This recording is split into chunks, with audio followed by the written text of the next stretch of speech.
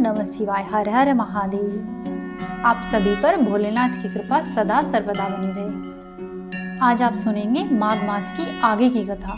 सूत जी कहते हैं कि एक समय दशार्ण देश के राजा वज्रबाहु की पत्नी सुमति अपने नवजात शिशु के साथ असाध्य रोग की शिकार हो जाती है। इसीलिए दुष्ट बुद्धि राजा ने उसे वन में त्याग दिया। वहां पर वह अनेक प्रकार के कष्ट भोगती हुई यत्न पूर्वक आगे बढ़ने लगी। बहुत दूर जाने पर उसने वैश्यों का एक नगर देखा जिसमें बहुत से स्त्री पुरुष रहते थे। उस नगर का रक्षक एक बहुत बड़ा महाजन वैश्य था जो कि पद्माकार के नाम से प्रसिद्ध था। वह दूसरे कुबेर के समान धनवान था। उस वैश्यराज के घर में सेवा टहल का कार्य करने वाली कोई दासी उधर ही आ रही थी। वह दूर से ही राजपत्नी को देखकर उनके समीप आई। उसने रानी को देखते ही उसका सारा हाल जान लिया। यह पुत्र सहित अत्यंत कष्ट भोग रही है। दासी ने अपने स्वामी को उस स्त्री का दर्शन कराया। वैश्यराज ने रोगी पुत्र के साथ स्वयं भी रोग से पीड़ित हुई राजपत्नी को एकांत में बुलाकर उसका सब वृतांत पूछा और सब बात जान लेने पर वह घर के पास ही एकांत गृह में उसे ठहराया गया। अन्न, वस्त्र, जल और सैया आदि का प्रबंध करके वैश्य ने माता के समान उसका आदर किया। उस घर में सुरक्षित होकर निवास करती हुई राजपत्नी के व्रण और यक्ष्मा आदि रोगों की शांति नहीं हुई। कुछ ही दिनों में रानी का पुत्र घाव से पीड़ित होकर वैद्यों की चिकित्सा शक्ति से परे जा पहुंचा और मृत्यु को प्राप्त हो गया। पुत्र के मरने पर रानी महान शोक से ग्रस्त होकर मूर्छित हो गई और टूटी हुई लता के समान धरती पर गिर पड़ी। फिर सचेत होने पर वैश्यों की स्त्रियों ने उसे बहुत समझाया, तथापि वह अत्यंत दुखी होकर विलाप करने लगी। बंधु बांधवों से त्यागी हुई अपनी इस दीन एवं अनाथ माता को छोड़कर तुम कहां पर चले गए? ऐसा कहती हुई रानी अत्यधिक ही रुदन करने लगी। जब वह इस प्रकार विलाप कर रही थी, उसी समय ऋषभ नाम से प्रसिद्ध शिवयोगी वहां पर आ पहुंचे। वैश्यराज ने अर्घ्य देकर उनका स्वागत सत्कार किया। तत्पश्चात वे शोकग्रस्त राजपत्नी के समीप जाकर इस प्रकार से बोले, बेटी तुम इतनी क्यों रो रही हो? संसार में जिसका जन्म हुआ है उसकी मृत्यु अवश्य ही होगी। ये शरीर आदि जल के फेन के समान क्षणभंगुर है। कभी इनकी प्रतीति का भ्रम होता है, कभी ये शांत हो जाते हैं और कभी पुनः इनकी स्थिति होती है। इसीलिए फेन के समान इस शरीर की मृत्यु होने पर विद्वान पुरुष शोक नहीं करते। सत्य आदि तीनों गुण माया से उत्पन्न होते हैं। उन्हीं तीन गुणों से शरीर की उत्पत्ति होती है। इसीलिए सबके शरीर त्रिगुण में है। सत्वगुण की अधिकता होने से जीव देव योनि को प्राप्त होता है, रजोगुण से मानव योनि में और तमोगुण की अधिकता से वह पशु पक्षी आदि योनि में उत्पन्न होता है। वर्तमान संसार में जीव अपने कर्मों के बंधन से बंधकर बार बार ऐसी सुख दुखमयी अवस्था को पाता है जिसका अनुमान करना अत्यंत ही कठिन है। जिनकी आयु एक कल्प तक मानी गई है, ऐसे देवताओं की स्थिति में भी उलटफेर होता रहता है। फिर जो अनेक प्रकार के रोगों से ग्रस्त है, ऐसे मानव देहधारी प्राणियों की तो बात ही क्या है। हे पुत्री, अब तक तुम्हारे 100 कोटि अर्थात 10,000 जन्म व्यतीत हो चुके हैं। अब तुम ही बताओ, तुम किसकी किसकी पुत्री हो, किसकी किसकी माता हो और किसकी किसकी पत्नी हो। यह शरीर 5 भूतों का बना हुआ है। यह त्वचा, रक्त और मांस से बंधा हुआ है। यह जो तुम्हारे पास तुम्हारे पुत्र का शव पड़ा हुआ है, इस अपने पुत्र को भी अपने शरीर से निकला हुआ मल समझकर तुम्हें शोक नहीं करना चाहिए। कोई पंडित भी अपनी तपस्या, विद्या, बुद्धि, मंत्र, औषधि तथा रसायन से मृत्यु का उल्लंघन नहीं कर सकता। मुमुखी आज एक जीव की मृत्यु होती है तो कल दूसरे की। इसलिए इस अनित्य शरीर के लिए तुम्हें शोक नहीं करना चाहिए। मृत्यु सदा ही समीप रहती है। फिर बताओ देहधारियों को क्या सुख है। इसलिए यदि तुम जन्म, बुढ़ापा और मृत्यु को जीतना चाहती हो तो मृत्यु को जीतने वाले सबके ईश्वर भगवान उमापति की शरण में जाओ। तभी तक मृत्यु का घोर पाप है और जन्म और जरावस्था का भय है। जब तक जीव भगवान शिव की शरण में नहीं जाता है, तब तक ही वह दुखी रहता है। तुम शिव जी का भजन करो। इस प्रकार शिव योगी ने अनुनय पूर्वक जब रानी को समझाया, तब उसने उन्हीं को गुरु मानकर उनके चरण कमलों में प्रणाम करके कहा, भगवान, जिसका एकमात्र पुत्र मर गया हो, जिसे प्रिय बंधुओं ने त्याग दिया हो तथा जो महान रोग से अत्यंत पीड़ित रहती है, ऐसी मुझ अभागिन के लिए मृत्यु के सिवा दूसरी कौन गति है। इसीलिए मैं इस शिशु के साथ ही प्राण त्याग देना चाहती हूँ। मृत्यु के समय जो आपका दर्शन हो गया, मैं इतने से ही कृतार्थ हूँ। रानी की यह बात सुनकर दयानिधि शिव योगी मरे हुए बालक के पास आए और शिव मंत्र से अभिमंत्रित भस्म लेकर उसके मुंह में डाल दिया। विभूति के पड़ते ही वह मरा हुआ बालक प्राणयुक्त हो गया। प्राण लौट आने पर बालक ने आंखें खोल दी। उसकी इंद्रियों में पहले की ही तरह शक्ति आ गई और वह दूध पीने की इच्छा से रोने लगा। तब नेत्रों से आनंद के आंसू बहाती हुई रानी ने झपटकर बालक को गोद में उठा लिया और उसे हृदय से लगाकर आनंद में डूब गई। उसके बाद शिव योगी ने माता और बालक के विषैले घाव से युक्त शरीर में भस्म का स्पर्श कराया। इससे उन दोनों के शरीर दिव्य हो गए। उन्होंने देवता के समान कांतिमान स्वरूप धारण कर लिया। उसके बाद ऋषभ ने रानी से कहा, बेटी, तुम दीर्घकाल तक जीवित रहो। जब तक इस संसार में जीवित रहोगी, तब तक वृद्धावस्था तुम्हें स्पर्श नहीं कर सकेगी। साध्वी, तुम्हारा यह पुत्र लोक में भद्रायु नाम से विख्यात होगा और अपना राज्य पाएगा। तब तक तुम इन्हीं वैश्यराज के घर में रहो, जब तक कि तुम्हारा पुत्र पूर्ण विद्वान न हो जाए।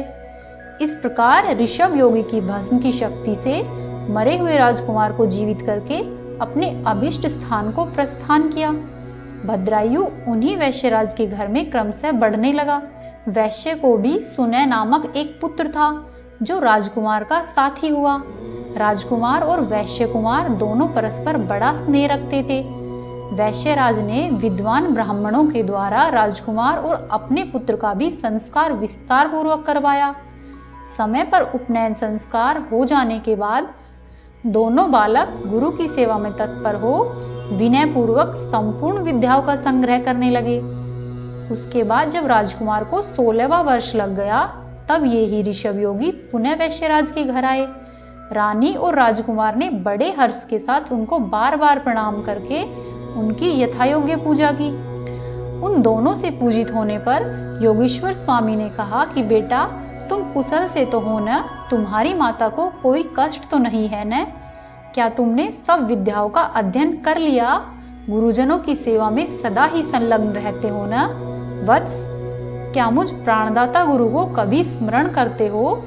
योगीश्वर ऋषभ के ऐसा कहते ही विनयशील रानी ने अपने पुत्र को उनके चरणों में डाल दिया और कहा कि गुरुदेव, यह आपका ही पुत्र है, आप ही इसके प्राणदाता पिता है।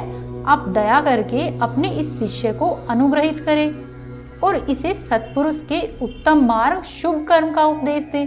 रानी के द्वारा इस प्रकार प्रसन्न कराए जाने पर परम बुद्धिमान शिवयोगी ने राजकुमार को सन्मार्ग का उपदेश दिया। ऋषभ बोले कि वेद, स्मृति और पुराणों में जिनका उपदेश दिया गया है, वही सनातन धर्म है। सब लोगों को चाहिए कि अपने अपने वर्ण और आश्रम के अनुसार सदा ही शास्त्रों का पालन करें।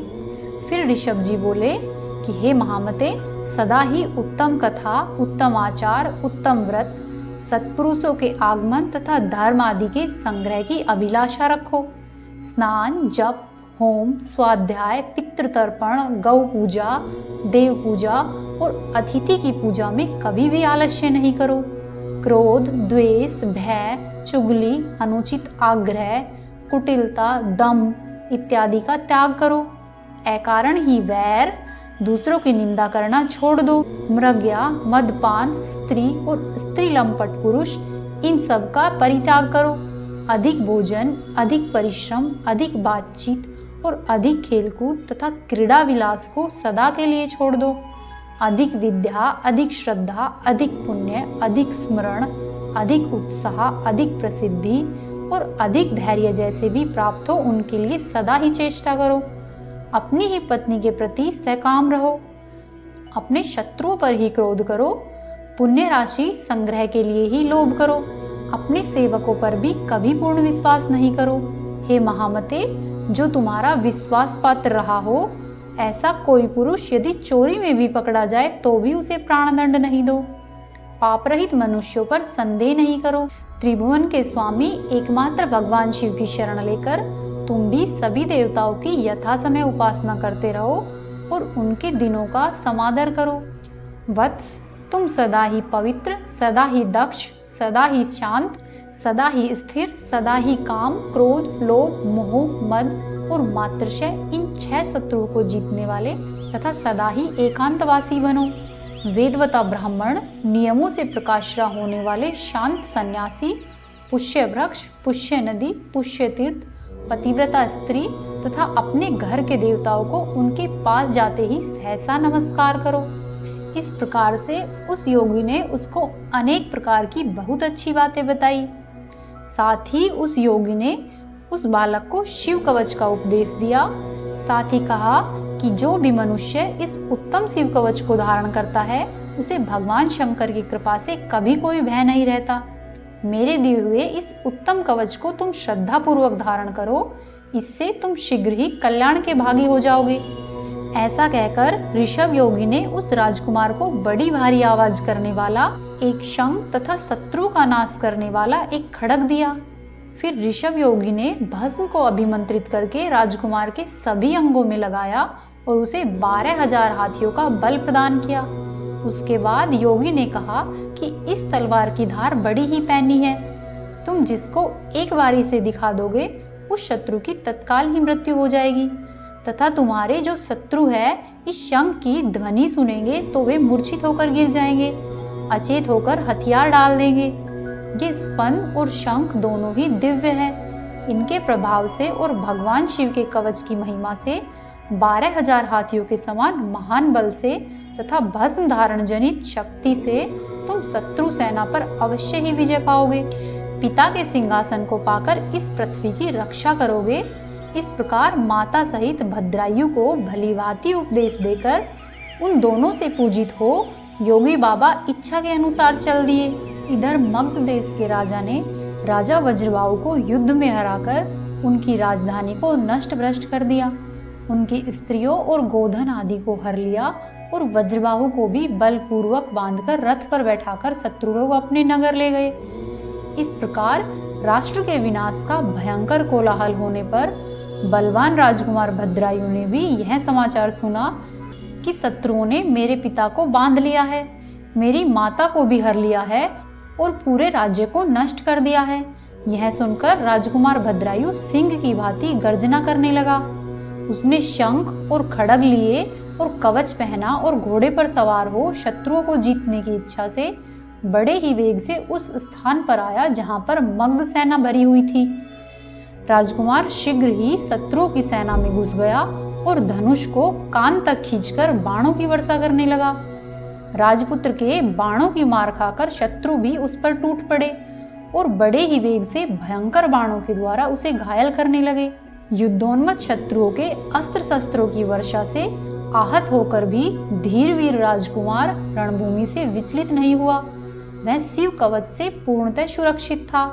मगध सैनिकों की अस्त्र वर्षा का सामना करते हुए वीरवर भद्रायु ने शत्रु सेना में प्रवेश करके बहुत से रथों, हाथियों और पैदल सैनिकों को शीघ्रतापूर्वक मार गिराया।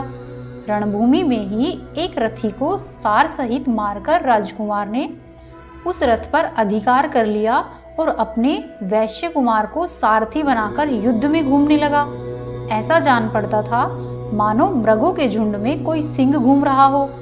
तब शत्रु सेना के सभी बलवान सेनापति अपना धनुष उठाए क्रोध में भरकर केवल उसी की ओर दौड़ पड़े। यह देख राजकुमार भद्रायु ने उन आक्रमणकारियों के सामने अपना भयंकर खड्ग उठाए हुए उन्हें अपना पराक्रम दिखलाने के लिए आगे बढ़ा। चमकती हुई विकराल तलवार को देखते ही सब सेनापति सहसा ही उसके प्रभाव से प्रतिहत हो प्राणों से हाथ धो बैठे। उस रणभूमि में जो जो सैनिक उस चमकती हुई तलवार को देख लेते थे उन सबकी तत्काल ही मृत्यु हो जाती थी। उसके बाद भद्रायु ने शत्रुओं की संपूर्ण सेना का नाश करने के लिए अतिशय गर्जना वाले उस महाशंख को बजाया। उस शंख की ध्वनि के सुनते ही सभी मूर्छित होकर पृथ्वी पर गिर पड़े। अचेत होकर पृथ्वी पर पड़े हुए शस्त्रहीन सैनिकों को मृत्यु तुल्य मानकर धर्मशास्त्र के ज्ञाता राजकुमार ने उनका वध नहीं किया और अपने बंधे हुए पिता को बंधन मुक्त करके शत्रु के वश में पड़ी हुई अपनी माताओं को भी राजकुमार ने छुड़वाया। इसी प्रकार मुख्य मंत्रियों तथा अन्य नगरवासियों की स्त्रियों, बालकों तथा कन्याओं को गोधन आदि सहित शत्रुओं के भय से मुक्त करके उन सबको धैर्य बंधाया। तत्पश्चात राजकुमार ने नगर के राजा, मंत्री तथा मुख्य अधिकारियों और सेनापति को कैद करके बलपूर्वक अपने नगर में प्रवेश किया। पहले युद्ध में जो लोग चारों दिशाओं में भाग गए थे वे सभी विश्वस्त होकर लौट आए और राजकुमार का पराक्रम देखकर सबके मन में बड़ा ही आश्चर्य हुआ।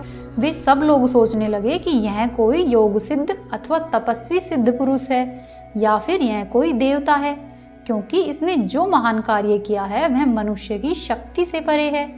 इस अनंत शक्तिधारी वीर ने 9 अश्वरोहिणी सेना को परास्त किया है। इसी समय भद्रायु के पिता राजा वज्रबाहु विस्मय में डूबे हुए तथा नेत्रों में आनंद के आंसू बहाते हुए उनके सामने आए। राजकुमार ने प्रेम से विह्वल होकर पिता को प्रणाम किया तथा राजा ने पूछा कि महामते तुम कौन हो, देवता हो या मनुष्य हो, अथवा तुम कोई गंधर्व तो नहीं हो? तुम्हारे माता पिता कौन है, तुम्हारा देश कौन सा है और तुम्हारा नाम क्या है? तुमने हमें और हमारी स्त्रियों को किस कारण शत्रुओं के बंधन से छुड़ाया है?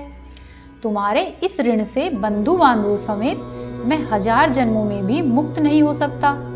इन पुत्रों, इन पक्षियों तथा इस राज्य और नगर को छोड़कर मेरा चित्त तुम्ही में प्रेम पूर्वक बंधा हुआ है। तब भद्रायु बोला, राजन, यह मेरा सखा वैश्य पुत्र है। इसका नाम सुने है, मैं इसी के सुंदर घर में अपनी माता के साथ रहता हूँ। मेरा नाम भद्रायु है। मैं अपना वृतांत आपको बाद में बताऊंगा। इस समय आप स्त्रियों और मित्रजनों के साथ नगर में जाइए और शत्रु का भय छोड़कर सुख से रहिए। जब तक मैं पुनः लौटकर नहीं आऊं तब तक इन शत्रुओं को नहीं छोड़िएगा। ऐसा कहकर राजकुमार भद्रायु राजा की आज्ञा ले अपने घर को आया और यहाँ उसने अपनी माता से सब समाचार कह सुनाया। रानी ने प्रसन्न होकर अपने पुत्र को हृदय से लगा लिया और वैश्यराज भी प्रेम से राजकुमार का आलिंगन करके उसका सत्कार करने लगा। इधर महाराज वज्रभाहु स्त्री, पुत्र और मंत्रियों के साथ अपने राजमहल में प्रवेश करके बहुत प्रसन्न हुए। वह रात्रि व्यतीत होने पर योगियों में श्रेष्ठ ऋषभ महारानी सीमांतनी के पति राजा चंद्राग्ध के समीप आए और भद्रायु की उत्पत्ति तथा उसके अलौकिक पराक्रम का वर्णन करके एकांत में प्रेम पूर्वक बोले, राजन, तुम अपनी पुत्री कीर्ति मालिनी का विवाह राजकुमार भद्रायु के साथ करो। इस प्रकार निषादराज को समझाकर योगी ऋषभ चले गए। उसके बाद राजा चंद्राग्ध ने वैवाहिक मंगल के लिए उपयुक्त शुभ मुहूर्त में भद्रायु को बुलाया और अपनी कीर्ति मालिनी नामक सुंदर पुत्री उससे ब्याह दी। भद्रायु के पिता राजा वज्रबाहु को भी बुलाकर निषादराज ने मंत्रियों के सहित उनकी अगवानी की और नगर में आने पर उनकी यथावत सत्कार किया। वज्रबाहु ने देखा शत्रु का नाश करने वाला भद्रायु विवाह करके मेरे चरणों में प्रणाम कर रहा है। तब उन्होंने बड़े प्रेम और हर्ष से उठाकर उसे हृदय से लगाया तथा निषादराज ने कहा, हे चंद्राग्ध जी, आपका यह दामाद बड़ा ही बलवान है। मैं इसके वंश और जन्म का यथार्थ परिचय सुनना चाहता हूँ। उनके इस प्रकार पूछने पर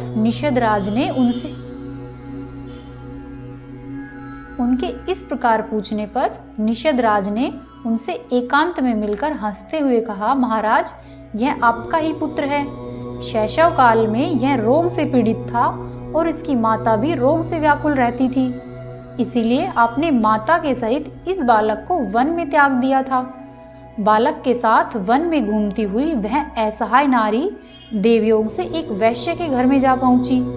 वैश्य ने उसकी रक्षा की। फिर आपका यह बालक रोग से अत्यंत पीड़ित होकर मर गया, किंतु किसी योगीराज ने आकर इसे पुनः जीवित कर दिया। योगीराज का नाम ऋषभ है। शिवयोगी ऋषभ के ही प्रताप से ये माँ बेटे देव देवताओं के समान दिव्य रूप को प्राप्त हुए हैं। उन्हीं के दिए हुए शत्रुनाशक खड्ग तथा शंख के द्वारा शिव कवच से सुरक्षित हो भद्रायु ने युद्ध में शत्रुओं पर विजय पाई है। भद्रायु अकेले ही 12,000 हाथियों का बल धारण करते हैं तथा ये सब विद्याओं में पारंगत है और अब मेरे जमाता भी हो गए हैं।